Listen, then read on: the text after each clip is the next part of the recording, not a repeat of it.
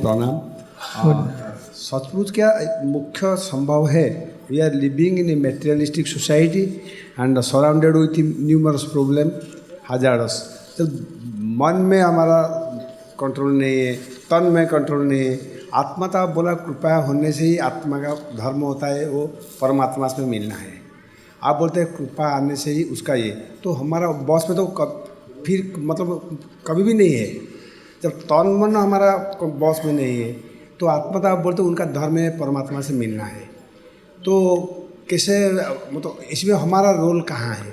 हमारा रोल ये भाव है, भाव करना वो हमारा रोल है।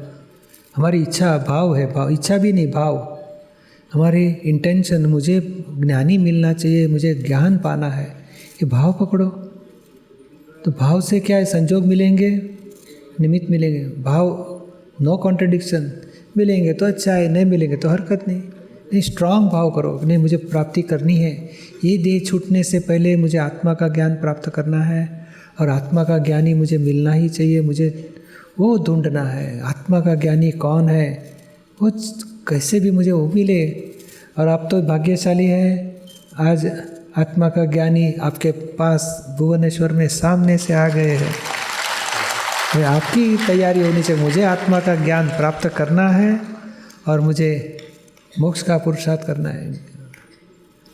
मैं तो हमेशा ही सबको बोलते रहे मेरे को मोक्ष मिलेगा, क्योंकि हमारा दिल में हम कुछ रखता नहीं। जिसको जो बोलना है फटाक से बोल देता है, फिर 1 मिनट में उनका साथ मिल जाता है। लोग मेरे को बोलता है कितना बेशर्म आदमी, अभी इतना बोला ये बोला फिर मिल जाता है। अब मैं जानबूझकर किसी का कभी हार्म नहीं करता। मेरे को धर्म क्या पता नहीं, लेकिन मैं जानबूझकर किसी को कुछ हार्म नहीं करता है। जो कहता है वही सोच रहे चलो पिछले जन्म में उनको किया है तो कम से कम इस जन्म में मेरा संस्कार हो जाए उसका। नहीं, मगर किसी को हर्ट हम करना नहीं चाहते, मगर जैसा ऐसे बोल दिया तो दुख हो जाता है ना किसी को। हो जाता है। बॉस जब बॉस में नहीं है मैं हाँ हो जाता है। तो हमें क्या नाम बताया आपका? शिव प्रसाद। शिव प्रसाद। तो क्या करना चाहिए मालूम है? माफ़ी मांगने की। शिव प्रसाद अभी ज्ञान ले लो, कल तो बाद में आपको समझ में आएगा कि शिव प्रसाद जुदा है, आप शुद्धात्मा जुदा हो। शिव प्रसाद की वाणी से किसी को दुख पहुंच गया तो शिव प्रसाद को बताने का, शिव प्रसाद माफ़ी मांगो। और उसी व्यक्ति के भीतर बैठे हुए शुद्धात्मा के पास, हे शुद्धात्मा भगवान, ये व्यक्ति को बोलने गए, जैसे स्पष्ट कहने गए, उनको बहुत चोट लग गई, दुख लग गया, दिल से मैं क्षमा चाहता हूँ, मुझे क्षमा करो। किसी को दुख न बोल हो जाए ऐसी वाणी बोलने की शक्ति दो। तो धीरे धीरे वो भाव हमारा पुरुषार्थ है और परिणाम बाद में अपने आप रिजल्ट आएगा। समझ में आया? तो प्रतिक्रमण से हम दौड़ डालेंगे तो किसी को दुख पहुंचने का कम होते जाएगा, हमारी वाणी में भी फेरफार होते जाएगा, सुधरते जाएगी। समझ में आया आपको? ओके, प्रणाम। जय सच्चिदानंद। बोलिए।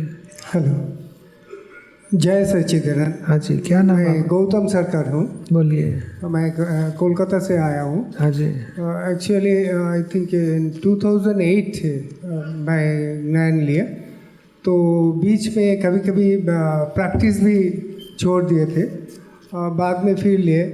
ऐसा बहुत बार हुए, but I am not happy with myself because all the things are still with me, राग, देश and what all the things should not be, everything is there. क्या करना, कैसे क्या करना। कल वापस ज्ञान ले लो और 5 आज्ञा पकड़ो, समझ के चलो। 5 आज्ञा अच्छी तरह समझ लो और धीरे धीरे अप्लाई चालू करो। किसी को दुख पहुंच गया तो ये गौतम शंकर के पास प्रतिक्रमण कराने का। ये प्रतिक्रमण जितना हम करेंगे वो जागृति बढ़ने से दोष के आवरण कम होते जाएंगे, रिलेशन भी सुधरते जाएंगे और भीतर में आत्मा की जागृति भी बढ़ते जाएगी। तो कल ज्ञान ले लो और 5 आज्ञा पालन चालू करो। 5 आज्ञा जहाँ भी भूल चूक हो गई उसके प्रतिक्रमण करने के। हम जितना क्रोध, मोह, मान, लोभ है उसके वजह से 5 आज्ञा में भूल चूक हो जाएगी। तो वापस से दोष के प्रतिक्रमण करेंगे तो 5 आज्ञा रीसेट होते जाएगी, दोष कम होते जाएंगे, जागृति बढ़ते जाएगी। और सत्संग के टच में रहो। कोलकाता में भी सत्संग होता है, भुवनेश्वर में भी होता है। एवरी वीकेंड सत्संग में थोड़ा जाना चालू करो। और टीवी में भी बहुत प्रोग्राम आता है, किताबें भी लेके जाओ। जितने सत्संग के टच में रहोगे, 5 आज्ञा पालोगे, किसी को दुख हुआ तो प्रतिक्रमण करोगे, तो धीरे धीरे जागृति बढ़ेगी। समझ में आया आपको? Thank you. हाँ जी। ललित मोहन कटक। मैं एक शुद्ध और शांत स्वरूप आत्मा हूँ, लेकिन मेरा प्रश्न है मैं कहाँ से आया और क्या कर रहा हूँ और कहाँ जाने वाला हूँ। कहाँ से आए वो इम्पोर्टेंट नहीं है, कहाँ जाना वो बहुत इम्पोर्टेंट है। नहीं, मन में तो प्रश्न उठता है कहाँ से आया हूँ मैं। ये 4 गति है, मनुष्य गति, जानवर गति, देव गति, नर गति। 4 में से आते हैं और मोक्ष में जाने का है। ये संसार के चक्कर में हम घूम रहे हैं अनंत काल से, अनंत अवतार से। छूटने का रास्ता नहीं मिल रहा है। कभी छुड़ाने वाले कोई ज्ञानी मिल गए तो छूटने का रास्ता मिल गया, धीरे से भाग जाने का। इस संसार में 4 गति में भटकते हैं। किसी को दुख पहुंचा दिया और खुशी मना ली तो जानवर गति आ जाए। किसी की हिंसा कर दी और खुशी मनाते हैं तो नरक गति में जाना पड़ेगा। किसी को सुख देते हैं तो मानवता बोला जाता है, मनुष्य गति में वापस आएगा। और सारी जिंदगी दूसरे के सुख के लिए निकाले हम तो देव गति में जाएगा। ये 4 गति में अनंत अवतार से भटकते हैं। मोक्ष गति वो आत्मज्ञान प्राप्त होने के बाद सर्व कर्म बंधन को हम समता भाव से पूरे कर दिए, नए कर्म बांधे नहीं, तो मोक्ष गति मिलेगी। वो इम्पोर्टेंट है। आत्मा अविनाशी है, उसका साक्षात्कार पाना है। ये देह विनाशी है, वो देहाध्यास में रह के हम राग द्वेष करते हैं, उससे मुक्ति पानी है। समझ में आया आपको? धन्यवाद, थैंक हाँ यू। जी, जय श्रीनंद पूजरी। हाँ जी। दिलीप अग्रवाल। पूज्य सर, ये क्वेश्चन ये है कि कोई फाइल है और दूसरी फाइल उसके ऊपर द्वेष कर रही है, लेकिन पहली फाइल उसका संभव से निकाल कर रही है और वो 1-2 अवतार में महादेवी क्षेत्र में चली जाती है। तो उस फाइल का क्या होगा जो उसने द्वेष की है, क्योंकि वो फाइल महादेवी क्षेत्र चली गई है। वो जो संभाव से निकाल करता है और सामने वाला द्वेष करता है जी, तो वो द्वेष उसके पास रहेगा और हम संभाव रखा हुआ हमारे पास रहेगा जी। और ये पूर्व कर्म के फल के आधार से हम व्यवहार में आते हैं, वो कुछ नुकसान करता है या कुछ दुख देता है। पर भीतर में कॉजेज हमने सुधार लिए तो हम मुक्ति हो पाएंगे। उसका द्वेष रहा है, उसके लिए दूसरा कोई निमित्त मिलेगा, उसको दंड मिलेगा। अच्छा, उस फाइल के ऊपर कोई इफेक्ट नहीं पड़ेगा जो नहीं, इसमें क्या है कि हमारा राग द्वेष हमारे पास रहेगा, आपका राग द्वेष आपके पास रहेगा। आप मुझे कुछ भी दुख देते हो और मैं संभाव में रहा तो मेरी मुक्ति हो जाएगी, और आपने जो द्वेष किया उसका रिएक्शन में आपको दुख आएगा कोई निमित्त से। अच्छा, किसी और निमित्त से है। हाँ, दूसरा कोई निमित्त से। ये आदमी चले गया। जैसे महावीर भगवान थे तो गौतम स्वामी को अत्यंत राग था, गौशाला को द्वेष हो गया था, तो राग हुआ, फिर भी भगवान वितराग रहे तो मोक्ष गति चले गए। और जब गौतम स्वामी को मालूम हुआ करे रे मुझे भगवान के प्रति इतना मोह, इतना राग, और अपना गलती दिखाई दी, प्रशस्त मोह था तो राग छूट गया, तो उनको केवल हो गया, वो केवल ज्ञान हो गया, वो भी मोक्ष में चले गए। और गौशाला को द्वेष था तो उसको पश्चाताप हुआ तो देवगति में गया। तो ये अपने अपने कर्म के आधार से हम रहते हैं। सामने वाला निमित्त है, उसको कुछ लेना देना नहीं। वो राग द्वेष करेगा तो बंधन में आएगा, वो वितराग रहेगा। हमारा राग द्वेष से उनके प्रति किया, हम बंधन में आते हैं, वो उसको कुछ लेना देना नहीं। हमारा राग द्वेष कोई भी निमित्त से खत्म होएगा। समझ में आया? जय श्रीनंद। हाँ, जय सच्चिदानंद। ମୁଁ ବେବିନା ପରିଡ଼ା। बोलिए। ମୁଁ ଜାଣିବାକୁ ଚାହୁଁଛି ସଂସାରରେ ଦୁଃଖ କେମିତି କମିବ, ଧର୍ମ କ'ଣ? एक ट्रांसलेशन करना पड़ेगा। ये पूछ रहे हैं संसार में धर्म क्या है और इससे संसार से दुख से मिटाने के लिए क्या करना पड़ेगा। संसार में धर्म, किसी को दुख देना वही संसार में अधर्म है। क्रिया वो नहीं, मगर भाव है। किसी के क्रोध करते हैं, द्वेष करते हैं, अभाव करते हैं, तो वही अधर्म है। ये झूठ, चोरी, व्यभिचार सब प्रकार के अधर्म है। और किसी को दुख नहीं देना, सुख दिया, वो धर्म है। नहीं, खाने के लिए बैठे हैं और कोई किसी को बुलाना है, बैठे रहो, समझते नहीं, चलो जाओ खाने के लिए तैयार है, कभी से बैठे रहते हो, समझ नहीं, अक्ल नहीं है, तो ये दुख दे के व्यवहार किया, वो धर्म है। भाई साहब नमस्कार, चलो खाने का तैयार हो गया, ज़रूर पधारिए, किचन में आइए, तो अच्छे शब्द बोले, उसको सुख लगा, वो धर्म है। तो धर्म अधर्म भीतर में है, और क्रिया जो दिखती है वो व्यवहार है। व्यवहार वो धर्म अधर्म नहीं, भीतर में भाव है। दुख देने का भाव अधर्म है, सुख देने का भाव वो धर्म है। और नियम क्या है? दूसरे को सुख दोगे तो सुख आएगा, दूसरे को दुख दोगे तो दुख आएगा। अधर्म से हमें दुखी होगा और धर्म करने से हम सुखी होंगे। समझ में आया आपको? सुस्मिता टोप्पो। हमें मानव जीवन क्यों मिला है?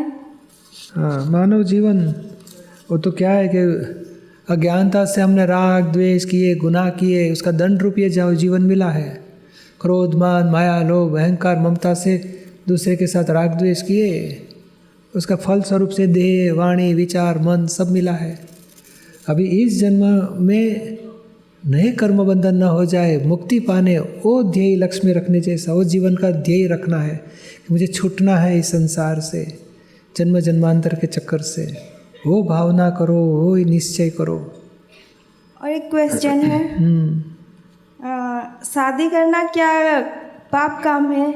नहीं, शादी के बिना लफड़ेबाजी करना बहुत बड़ा पाप है।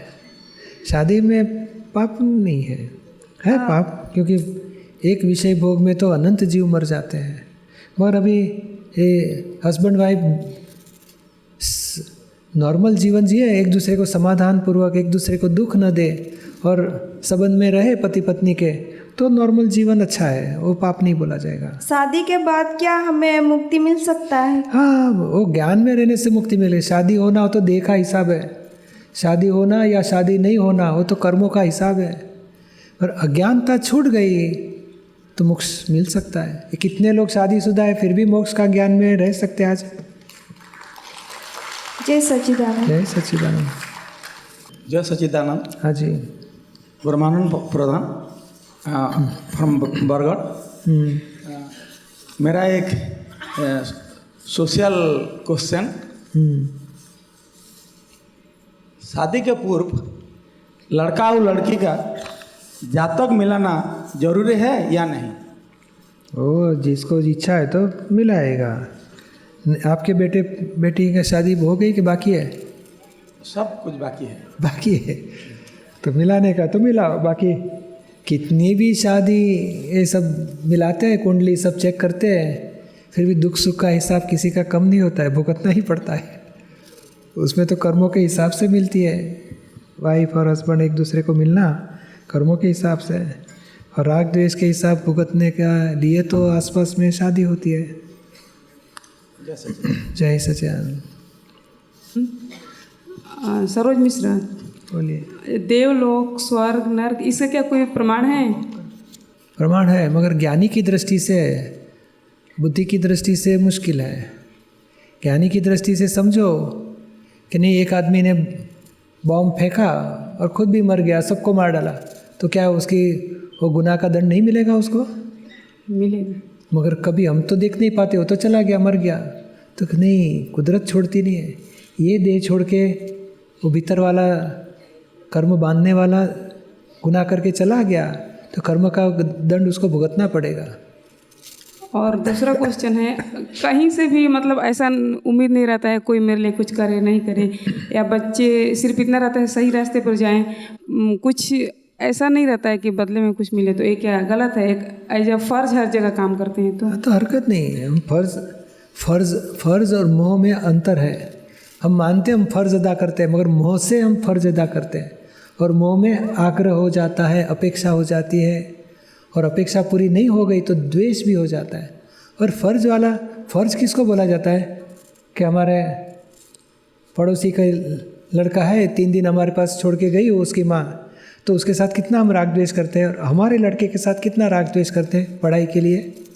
तो देखो आप अपने पड़ोसी का लड़के के साथ ज़्यादा करेंगे झगड़ा, और हमारे लड़के के साथ कुछ करते हैं आग्रह। हाँ, ज़्यादा होता है, लेकिन वो आग्रह है तो फर्ज नहीं है, मोह के हम मोह से करते हैं। हमारी अपेक्षा है कि मेरा बेटा होशियार होना चाहिए, नाम अच्छा आना चाहिए, मार्क्स अच्छे आने चाहिए, बड़ा आगे बढ़ना चाहिए, हमारी अपेक्षा है। और अपेक्षा है वहाँ मोह बोला जाता है। फर्ज वाला अपेक्षा नहीं रखता। ऐसा नहीं रहता है, मतलब वो पढ़ता है, एक बार फेल हुआ था, फिर उसको समझे हाँ पास हुआ तो ठीक है, मतलब एक एक्सप्लेन करके तो अच्छा है। जितना आग्रह कम होएगा, अपेक्षा कम होगी तो आपको दुख कम रहेगा। फिर भी मोह तो है। हाँ, फर्ज से करोगे। फर्ज में क्या है, ज्ञान जब मिल जाता है तब तो हमें समझ में आता है कि ऋणानुबंध का हिसाब है, कर्मों के हिसाब से इकट्ठा हुए, समता भाव से कर्म पूरे करने हैं। तो ज्ञान की जागृति रहने से अच्छी तरह हम फर्ज भी अदा कर सकते हैं और मोह को हम राग द्वेष को धो डाल सकते हैं। और बुद्धि को कैसे निकाला जाए, मतलब बुद्धि लेस होना है तो बुद्धि को कामकाज का सॉल्यूशन के लिए वापरो, व्यक्तियों के लिए मत वापरो। इसको ये कहना पड़ेगा, समझता नहीं है, सुधारना पड़ेगा। नहीं, ये प्रॉब्लम आ गया तो प्रॉब्लम को सॉल्व करो। व्यक्तियों को निमित्त है, संजोगाधीन प्रॉब्लम हुए, व्यक्ति को दोषित मत देखो। प्रॉब्लम को सॉल्व करोगे बुद्धि से तो प्रॉब्लम सॉल्व होते जाएंगे, व्यक्ति के साथ भेद नहीं रहेगा। फायदा लॉस अगर होता है तो ऐसा तो बुद्धि आ गई बीच में। ऐसा रहता है जो हुआ अपना हिसाब था क्लियर हुआ तो बराबर है, वो ज्ञान की दृष्टि है, वो रखना चाहिए, वो बराबर है। जय सच्चिदानंद। जय सच्चिदानंद। पूज्य दीपक भाई, चरण स्पर्श और सादर प्रणाम। जय सच्चिदानंद। बोलिए। तो बात यह है कि माफ़ कीजिएगा कि सचमुच आप क्रोध रहित है? क्या नाम आपका? मिहिर कुमार लंका, आठागढ़, कटक। क्रोध दीपक को हो जाता है छोटा छोटा, मुझे नहीं होता है। होता है क्रोध, मान, माया, लोभ सब है दीपक में, उसको ही अभी निकाल करने का बाकी है। मोह, मान, लोभ, क्रोध, मगर कितने हैं हमें दिखाई देता है। हाँ, गरम क्यों हो गया, चलो संभाव से निकाल करो, तो 1 सेकंड में बंद हो जाता है। दूसरे वाले को पहुँचेगा भी नहीं, उसको मालूम भी नहीं होगा। ऐसे भीतर में उत्पन्न होके मेरी जागृति आती है, उसको धो डाल के कम करता हूँ। वो भरा हुआ माल है, संजोग मिलने से, धक्का लगने से निकलेगा, साफ करना बाकी है, वो भी धीरे धीरे कम हो रहा है। जी बहुत बहुत शुक्रिया। तो बात यह है कि हम लोग सत्संग जाते हैं कुछ लाने के लिए, कुछ पाने के लिए, परंतु वापस आते हैं खाली हाथ। क्यों ऐसा होता है? क्योंकि हमारी झोली बंद रखते हैं, खुली रखो, ओपन माइंड, सब भरते हैं। यहाँ तो आत्मज्ञान और कितना संसार से छूटने की सब बातें यहाँ झोली भर के मिलती है। एक दिन का एक सत्संग, 1 घंटे का सत्संग आप 1 महीने तक वापरोगे तो आपको लगा मेरी ज़िंदगी सुधर गई। इतने सारे बातें मिलती है समझने के लिए। तब ये गुरुजी हो सकता है जब मन से संदेह दूर हो जाए, हाँ, और विश्वास हो जाए।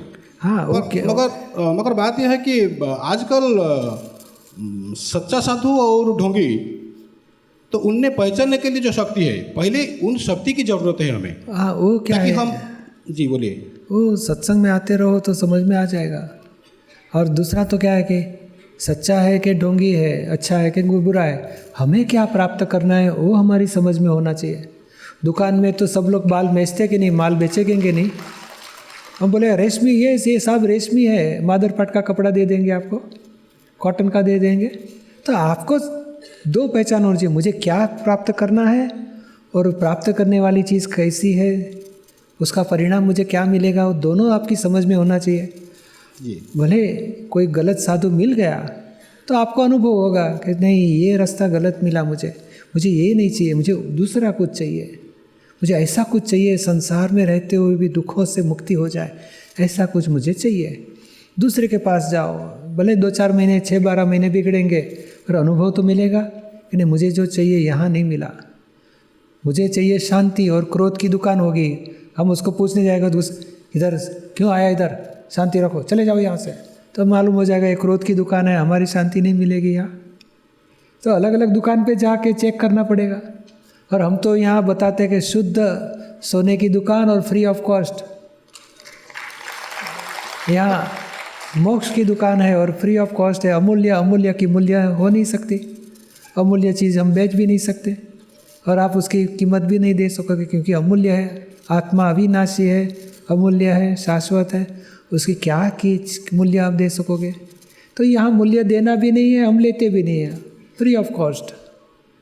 आपके तरफ से मुझे आत्मा के सिवाय कुछ नहीं जानना और आत्मा के बारे में मैं कुछ नहीं जानता, ऐसा परम विनय लेके आओगे तो आपको आत्मा का साक्षात्कार संपूर्ण हो जाएगा, उसकी गारंटी।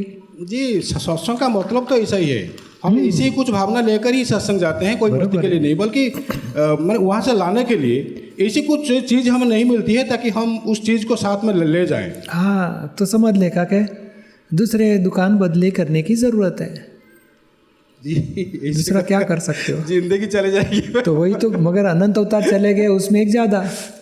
पर आप इतना पुण्यशाली हो कि इस जगह पे आप आए हो, यहाँ गारंटी की वाली बात है कि आत्मा का ज्ञान भी मिलेगा और संसार के तमाम दुखों से मुक्ति भी मिलेगी, उसकी गारंटी। जी, बहुत बहुत। उसके लिए आपको ट्रायल करना है तो 6 महीने ट्रायल करके देखो, 6 महीने नहीं तो 3 महीने ट्रायल करके देखो, नहीं तो हमारा ज्ञान हमें वापस लौटा दो, ये कुछ फ़ायदा नहीं मिला, आपका ज्ञान वापस। धन्यवाद, प्रणाम। जय सच्चिदानंद। किरण देवी, बोलिए। किसी के लिए 9 काल में पढ़ना सही है? किसी के लिए यानी मैंने कोई जैसे किसी दुखी को है, हाँ, उसको उसके लिए जरूरत है उतना शक्ति मांगना। नहीं, उसके लिए बोलने की नहीं, उसके लिए प्रार्थना करो। हाँ, मतलब मैं ही पढ़ूंगी उसके लिए। वो 9 कलमा पढ़ने की ज़रूरत नहीं, मगर उसको जो कमियाँ लगती है कि हे दादा भगवान, इनको शांति मिले ऐसी कृपा करो, ये दुखों से मुक्ति मिले ऐसी कृपा करो, ऐसे प्रार्थना करने की। अच्छा।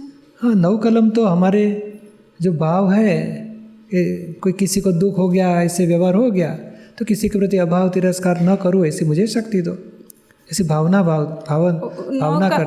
9 कलम में जैसे मैं पढ़ती हूँ, मैं किरण पढ़ रही हूँ, ऐसा कि शुद्धात्मा नहीं, किरण के पास पढ़ाने का। अच्छा। किरण, क्योंकि बोलना चलना सब किरण का व्यवहार है, वाणी विचार वर्तन वो स्यादवाद होना चाहिए, ऐसी किरण को बोलने की भावना करो, मगर दूसरे के लिए प्रार्थना करो। बच्चा पढ़ाई नहीं कर सकता है तो कि इसको पढ़ाई अच्छी हो जाए, एकाग्रता रहे, शांति से स्टडी कर सके, ऐसी शक्ति दो उसको, ऐसी शुद्धात्मा को प्रार्थना करने की उसी व्यक्ति के। बोलिए। जैसे चितना पूज श्री। हाँ, मानसिक बोझ का कैफ, जितना कैफ कम होगा उतना जल्दी मोक्ष होगा, वो कैसे? यानी क्या कहना चाहते दादाजी? नहीं, कोई आदमी 4 उपवास किया तो उसको हो जाता है मैंने 4 उपवास किए। आपका वाइफ हाँ एक घंटा रह नहीं सकती, थोड़ी थोड़ी देर में खाते रहती है, तो थोड़ा द्वेष हो जाएगा उसके प्रति। और मैंने 4 उपवास किया तो थोड़ा अहंकार आएगा कि नहीं? वो अहंकार, मैंने इतने शास्त्र पढ़े हैं, मैं इतना ध्यान करता हूँ, मैं 3-3 दिन मौन रखता हूँ, तो जो क्रिया देह की हो रही है उसको मानता है मैं करता हूँ, वो अज्ञानता से सूक्ष्म कैफ बढ़ते जाता है, और वो कैफ बड़ा आवरण है। और एक आदमी बोलेगा साहब मैं तो बहुत बुरा आदमी हूँ, दारू पीता हूँ, मुझे छूटना है, मुझे ज्ञान चाहिए। दादाजी बोलेगा आपका कैफ टूट जाएगा, क्योंकि खुद ही गलतियों की पश्चाताप कर रहा है, तो उसको जल्दी मोक्ष मिलेगा। अहंकार बढ़ गया तो वही है कैफ, वही सबसे बड़ा आवरण है। मोक्ष में क्रिया नहीं नड़ती है, अहंकार नड़ता है, गर्वरस नड़ेगा, कैफ नड़ेगा।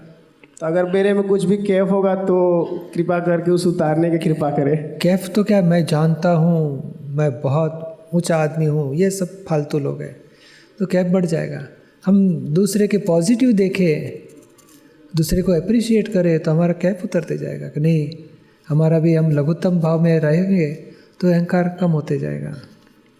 जय सच्चिदानंद पूज्य श्री। जय सच्चिदानंद।